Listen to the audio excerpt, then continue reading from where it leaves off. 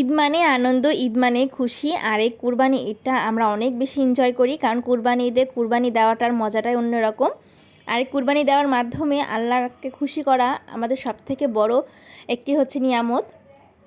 তো আসসালামু আলাইকুম, সবাই কেমন আছেন? আশা করি সবাই খুব ভালো আছেন। তো এবার কুরবানি ঈদে আমাদের এই যে দেখতে পাচ্ছেন, এই গরুটা কেনা হয়েছে। গরুটা বেশ বড়ই ছিল, তো ভালোভাবে আমাদের চাঁদ রাতটাও কেটেছে। তো চলে আসলাম পরের দিন কোটাকাটি করে সব কিছু মিলে অনেক ব্যস্ত ছিলাম, সেজন্য সেই ক্লিপসগুলো নিতে পারিনি।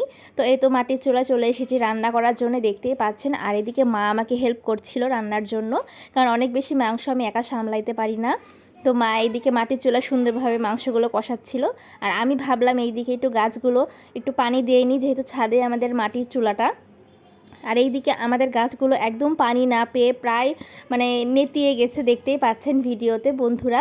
তো এই যে আমার গাছগুলো, এই গাছগুলো আজকে অনেক বেশি টানা রোদ ছিল, আর গাছটা কীরকম জানি একটু নেতিয়ে পড়েছে, ভাবলাম একটু গাছে পানি দিয়ে দিই। তো এইদিকে মা রান্না করছিল, আর এইদিকে আমি কল থেকে বালতি ভরে ভরে একটু করে মগে করে পানি তুলে তুলে গাছগুলোতে দিচ্ছিলাম, কারণ গাছগুলো যেন সতেজ থাকে।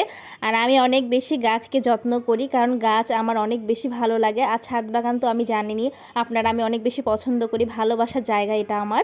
আমি প্রতিদিন এগুলোর যত্ন নিই। তো কেমন লাগলো ভিডিওটা? ভালো লাগলে চ্যানেলটা সাবস্ক্রাইব করবেন। ধন্যবাদ।